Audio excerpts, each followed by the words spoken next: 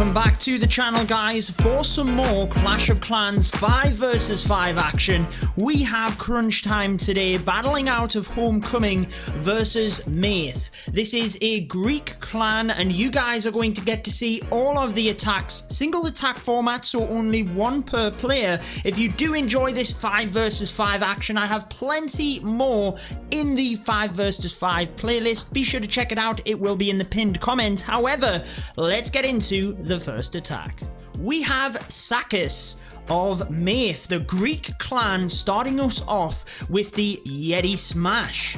Now remember, crunch time, battling out of Homecoming, they do have a bit of a soft spot for the Champions War League. It is the biggest and the oldest community event. It is the OG Clash of Clans event, so every clan always wants the pride of winning this tournament. Can they get a defense on the opening attack? But we have Sakis starting off with the Grand Warden Walk, just trying to merge into the center of the base, get that multi-inferno down before everything else comes. Maybe not. It's an interesting start with the Yetis here, because the Wizard Tower is left over. Despite that only having a little bit of health, he could have really waited a couple of seconds in order to get that. Granted, he could have even waited to get the multi. Might have been a little bit impatient. Does that cost him?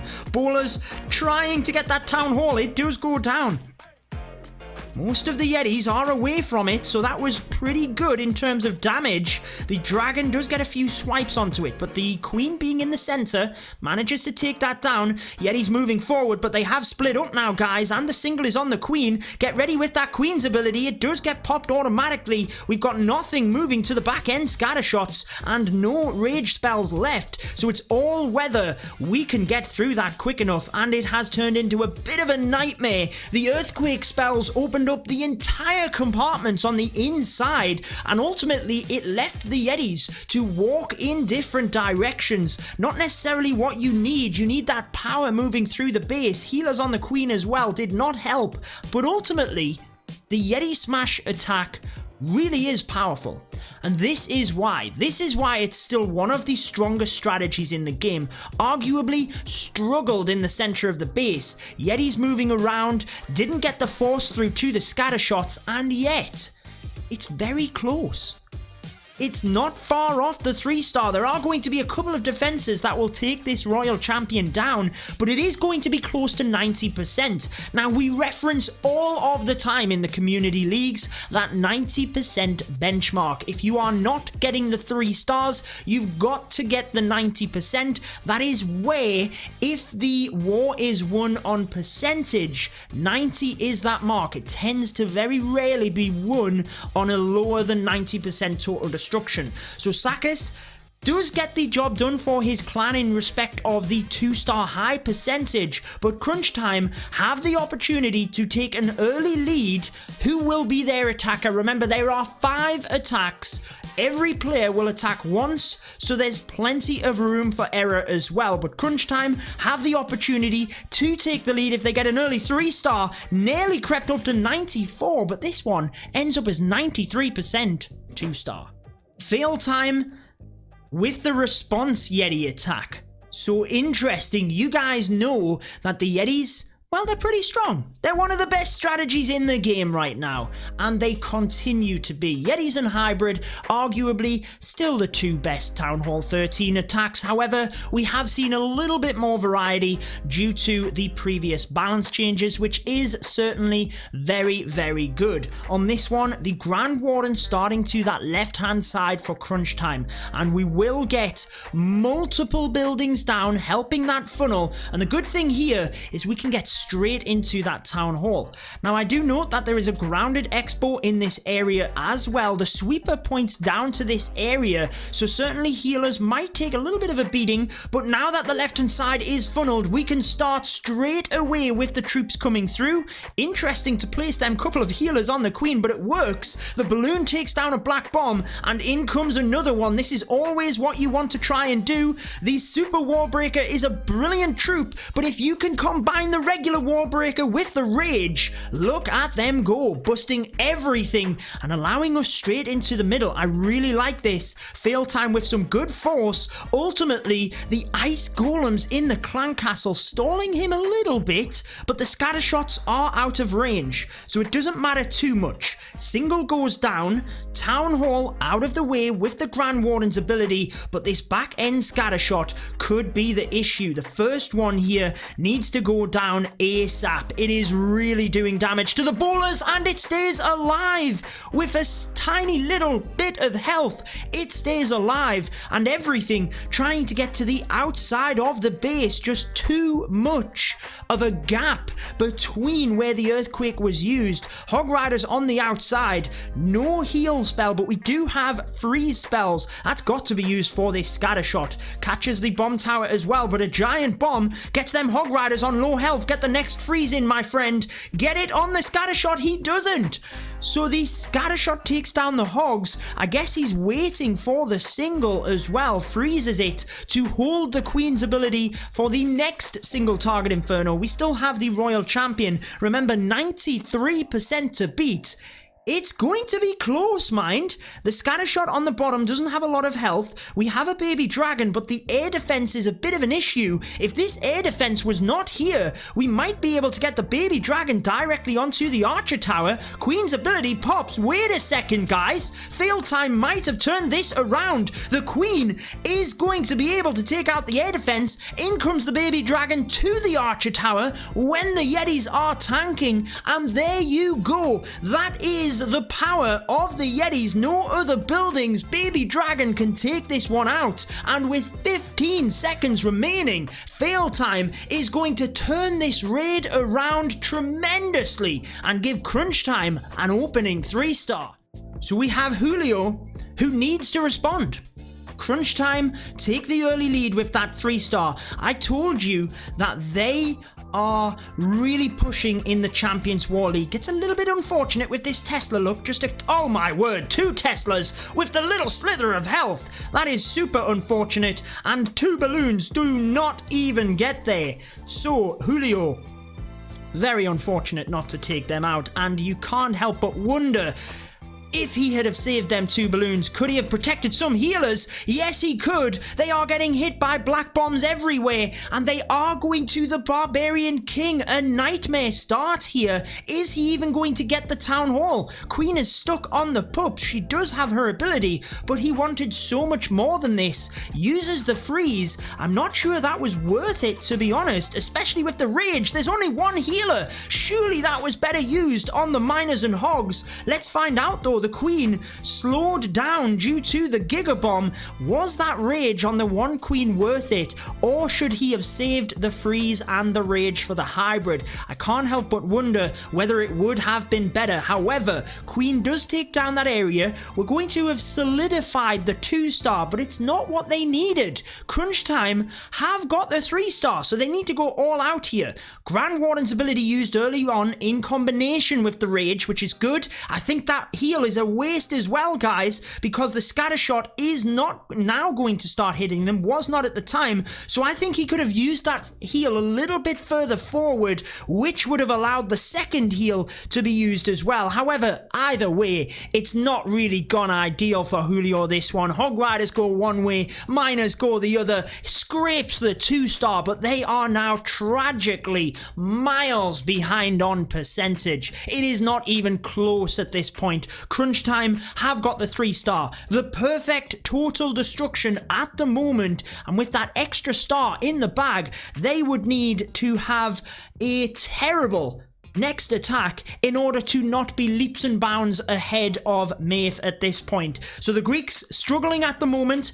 We might just get the 60%, but well behind Crunch Time. It is actually 58%. Kevin it is of Crunch Time.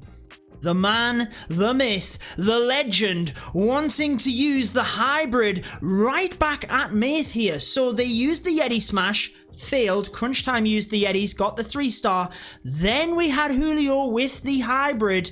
Now we have Kevin wanting to attack with the hybrid to show them how it's done. Using the Yetis in the blimp to take out that single inferno. Very nicely done indeed. Even pops the air defense there as well without using the rage spell. So huge value starting out for Crunch Time. Managing to pull the clan castle across as well. We'll be able to take down the ice golems free of that area. Oh, you got to question that poison. Maybe it could have been used on the witch, but she went down. Was that the balloon crashed on top of the witch? I didn't quite see. She went down either way. Beautiful stuff. We will take that. And in comes the super wall breaker. Remember, it will go off no matter what. Opening up that wall, giving us access to the town hall. And honestly, if you do not need to use a rage spell in the area, it's just makes sense to play it safe with the super wall breaker. One test balloon does indeed set off a black bomb, so a perfect start for Kevin here, getting the pathing down to 6 o'clock as well. King is going in the right direction around the base, and the hybrid have a beautiful path through to the eagle. They can get the queen nice and early with the miners. Grand Warden's ability is used through this, but 2 scatter shots on the back end is going to be a little bit difficult. Now the royal champion moving into the middle will be able to help take down that royal champion alongside the miners. She is getting attacked. Defending royal champion will go down. Oh my word, I thought the attacking royal champion might not have got the ability off, but she did. Single target inferno on the queen, but we've still got that ability. Might not even be needed. There we go. Hogs and miners are through this base. I think we might be looking at another 3-star for Crunch Time. Again, providing the tutorial on the best attack strategies for Town Hall 13. We've had the Yetis and the miners, arguably the 2 best attack strategies for Town Hall 13, brilliantly demonstrated by Crunch Time, and it is going to be another 3-star. No jinx on this one, my friends. Miners at the top, miners at the bottom. Plenty of time left over to get the 3 stars. That is why these 2 strategies are your choice for Town Hall 13. They're in the meta. They will get the job done. Crunch Time with a perfect triple to start this one off. Now we have Maeve. They're defaulting back to the Yetis at this point, and ultimately this one has to be a 3-star. They have got to start putting the pressure on Crunch Time. If they do not, this war will slip out of their hands very easily. We are already at the halfway point. The hump of this war. Very sneakily trying to take out an air defense with a bowler at the top. I like the idea, but on the defending point of view, Crunch Time pops up that Tesla and takes it out. But across to the left-hand side, the bowler is arguably doing a nice job. The earthquake used nice and early gets us access to that town hall, but the difficulty here, guys, is the wide spread of defenses. Whilst the wall is open, there's not really clear pathing to the town hall because the defenses will loop the troops around the top. So we've got to be careful on this one. Let's have a look. Let's see how it goes. All grounded expos down to the center of that base as well. Yetis are coming in. The funnel hasn't really been created at this point, and he might lose a bit of traction towards the center of the base. In comes the battle blimp though. Will want to use that Grand Warden's ability to get them all. Why was it not used? The eagle came down. Everything was splitting up. You had the ideal opportunity for the Warden, and it wasn't used. In the end, he only gets the Yetis at the top, so a huge mistake for Maeve there. The Grand Warden's ability, maybe 3 or 4 seconds earlier, would have protected everything, and you've got to say, would have given him so much more power through the base. Now, having said that, it still looks relatively good for them. They do have the jump spell leading out of the base. The Yetis on that side go down, and they are starting to thin out on the outside as well. Bowlers getting picked off by the Archer Queen as well. It's not going to be the 3-star they needed. It's a much better percentage than their previous attack. But at this point, Crunch Time are cruising, smashing this war, and ultimately, if they get a 3-star in their next attack, it will mean that Maeve are requiring Crunch Time to fail one of their last attacks and to get the 1 star. So could you believe it? By the halfway point, Crunch Time could put this out of reach, get the war relatively won so early on by using them best Town Hall 13 attack strategies of the Yeti Smash and of the Hybrid. I'm super excited to see what we will be viewing next, but we will let the percentage run out on this one. Remember, it's not over until it's over. 1 stars do happen. So let the percentage run out. Let the archers pick off whatever buildings they can, because you never know when you might win by a single building. We've seen that in the ESL Meisterschaft. Over 3 tournaments like this, 5v5, there was only 1 building left over, which decided the war. So anything can happen, but Crunch Time really could put the war out of reach in the next attack. We have Roulette Sir with the Queen charge into Hog Riders. Variety across the board from Crunch Time, showcasing their versatility.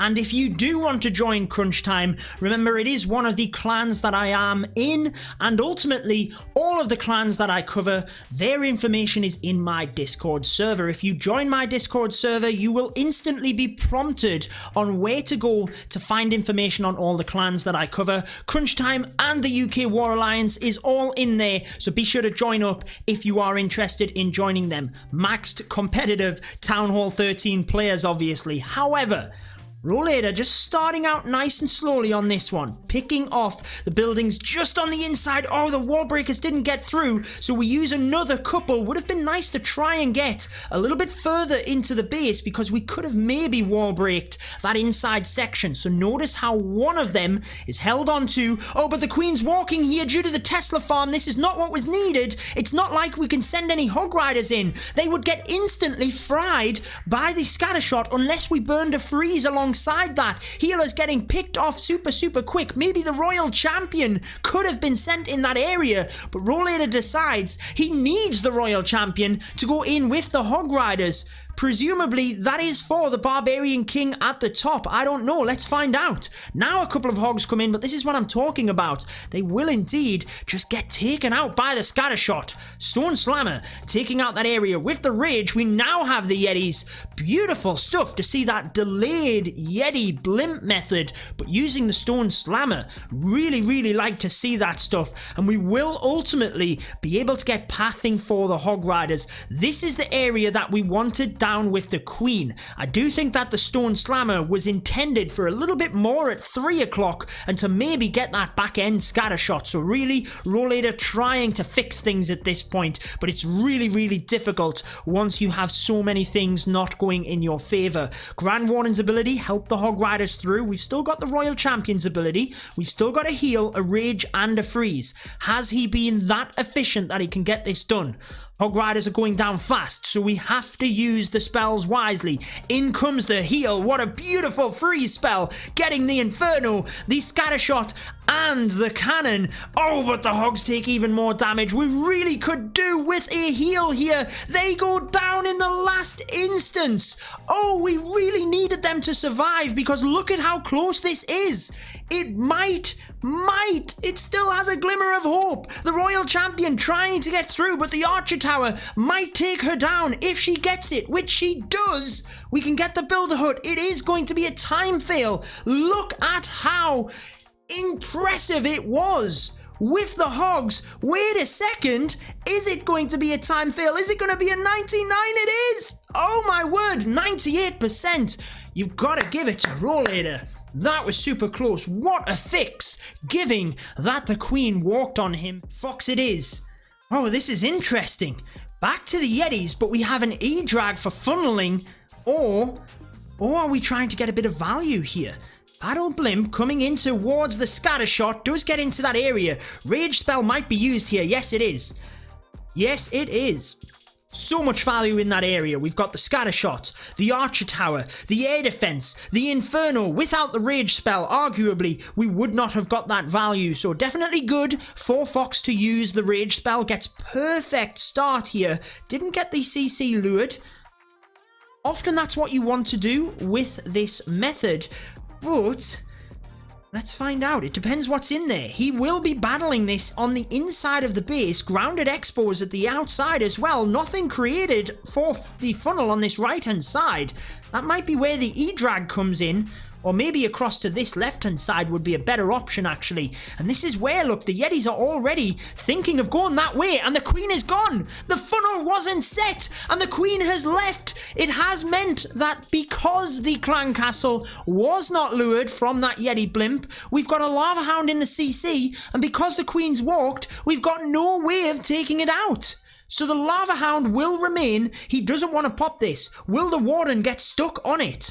It's not doing a lot of damage at the moment. He gets through the rest. No more rage spells though, which would have been really, really useful right now, just to help the Yeti Mites onto the Expos and the Eagle. If he had a rage spell right now, there could be a really good chance of getting this. Did he burn it a little bit early on in the raid? Not too sure. We're still getting through. There's still a possibility here. The E-drag does do a lot of work on that left-hand side. Queen has the ability. We could be looking on a 3-star and a response from Maith. The Greeks are back in this. If they get this 3-star, Queen's ability is used. We're getting super low. Expo might just get her, or does she take it? Oh, it gets her! Oh no, look for the Greeks. We've still got the Yetis, but this Lava Hound will pop in a second, which will add to the damage. Nothing going their way, and it's not going to happen for them for a second. It looked like they might have got it, but the E-drag will indeed go down as soon as it gets in range of this Grand Warden statue. There it goes. Bang, 95%. I feel for you. But it's not going to happen for them. Azuka it is, with the drag bat. Crunch Time continuing to show you how versatile of a clan they are. Now we go for air. Look at the single target infernos. We have seen a lot more bats coming back into the meta due to the single target infernos. Let's find out if Azuka can get this done. If there's one thing, again, kind of gives me a little bit, being in Crunch Time, I know the capability of these players, and I know how good Azuka is. He's just amazing.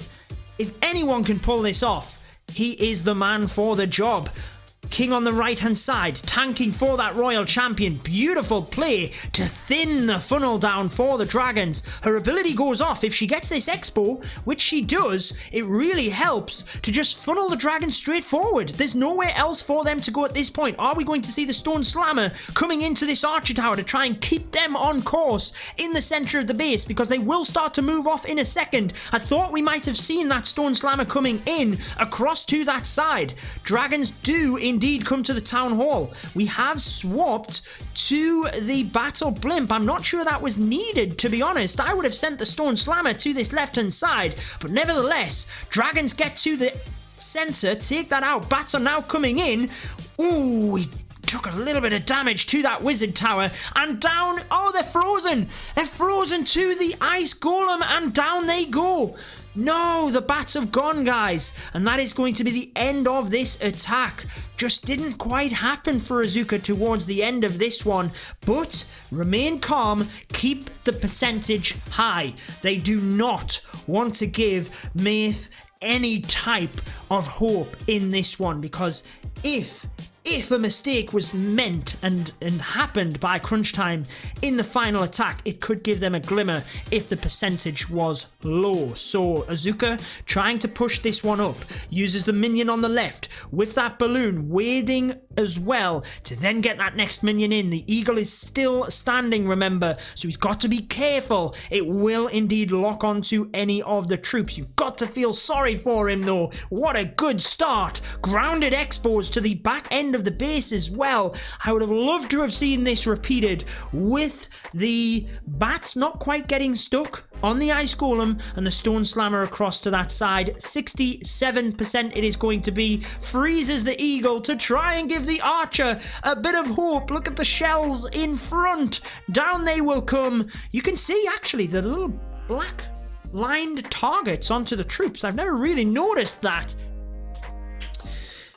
Well, if Maith have any chance of winning this war, because it's not mathematically over. Oh, we start off with an earthquake fail. The wall is not even touched on this outside. We do get access to the center, but misplaced by a tile. We wanted all of that area open. What a mistake to start this one off. Uses the jump spell to counteract, but really, that would have been good for the back end of the base. I'm pretty sure he wanted to open up that entire wall compartment. Not to worry, this one is the type of base which could be taken down by the Yetis. Using the Grand Warden Walk on one side to create the funnel and the Yeti Blimp on the other side. One Valkyrie just in case there's any skeleton traps in that area. Once the air defense and probably the bomb tower goes down. Oh, nope, doesn't want to go for the bomb tower. Mainly because the Grand Warden was looking at the king there thinking, I'm going to go for that king. I'm going to take him out, and ultimately would have missed the bomb tower. But this is what the funnel on the left and the right does for you. Drives everything to the center. I do like the early Grand Warden ability. Protects the healers and the Yetis and bowlers, but you can't help but think, was it a little too early on this one? Because we really need them into the center. They're taking huge damage now. A poison is misplaced as well, and all of the archers left standing and taking up all of the Yeti's time. Meanwhile, they are getting battered by the Inferno Towers. Scattershot now locks on. Town Hall finally goes down, but not what they needed. They had to get a 3-star on this one, and ultimately, they will not be able to do this now. It is a 2-star. The percentage is not there. Crunch Time can just cruise. The pressure is off for the final attack. However, I know that what Crunch Time will be doing, it's wanting to put up the maximum stars they can. They will be going for that 3-star in the next attack. You can bet yourself that. What is happening towards the end here? We've got troops around the outside trying to drive up that percentage. It is very low percentage in itself for this attack, so it really is just not going to happen for them today. A couple of little errors here and there throughout the attacks. A couple of things that just didn't go their way either. Sometimes you do get a bit fortunate and sometimes you do not. However, you cannot take anything away from Crunch Time. They have been top notch throughout their attacks, truly deserve the victory on this one, and we are going to be able to see them just celebrate on this next attack, really just trying to get that 3-star, put the cherry on top and see how far they can get, build their confidence, get themselves ready for the rest of this tournament, because like I said, they've got the talent and they will be going for the top spot as well. Getting into the 80s though, you've got to say it's a higher percentage than I thought it was going to be. Here we go then, the final attack for Crunch Time. Again, showcasing that variety, showcasing that although there are a couple of attacks that are better than others right now at Town Hall 13, you know I'm talking about the Yetis and the Hybrids mainly, there is so much variety, and now we are seeing the Lalo and the Sui Lalo at that. Now the Tesla farm pops, the Queen not able to get to that Town Hall, which was the main focus here. We do have the Battle Blimp, but that's not necessarily what the plan was on this one. So takes out the Tesla farm, but truly we wanted the Town Hall on that. That's what the wall breakers were for, to open up that compartment, give us access. Didn't happen. Ice Golem on that right hand side just protects the Royal Champion a little bit. Means the ability doesn't necessarily have to be burnt. We can get the single. We will be able to get the air defense in this area as well. Down goes the single. Using that Royal Champion seeking shield takes down one of the air sweepers. How crucial is that? Also getting a wizard tower and the air defense. Brilliant pathing now for the Lalo, but we've got to deal with the Town Hall. So what that means is the Grand Warden's ability has got to be used for that Town Hall. There's no question about it. Freeze spell beautifully gets both scatter shots with the rage. Get that freeze on the scatter shots again. Or are we going to see the Royal Champion, the Grand Warden, sorry, uses that ability, but he was lagging behind. So all of the balloons on the Town Hall left vulnerable, but we still do have a bit of power coming through here. Royal Champion on defense is on the Grand Warden though. That is huge for this raid. The balloons will lose so much of that health boost moving through. Nothing quite going right in this one. Just tricked a little bit at the start there, so didn't quite get the Town Hall. Royal Champion onto the Grand Warden as well, really didn't help out, and ultimately it is very close coming down to it, but it's just not meant to be. However, 2 3-stars out of 5 attacks on fresh hits is still pretty darn good, guys, and it does give Crunch Time the victory on this one. Look at how close it is again, though. Plenty of buildings that will get cleaned here, and then we just have a few remaining defenses, and if things had have been slightly different, we could have very easily seen the 3-star. You can clearly see what the plan was for each and every one of Crunch Time's attacks. We could have very easily seen the perfect war if things had just gone a little bit more in their favor. I think the plans were solid, it just didn't happen for them in terms of that perfect war. However, they have smashed this one, managed to take the victory, not quitting out just yet. They will put up the maximum amount of percentage possible, not quite going to get the elixir storage, so it's a 92% 2-star. However, give it up for Crunch Time, they will take the victory. GG to both clans. However, it is Crunch Time battling out of Homecoming that are victorious, and again, as we mentioned, that 90% is the mark. It is 91.4%. Thank you so much for watching, guys. I hope that you have enjoyed it.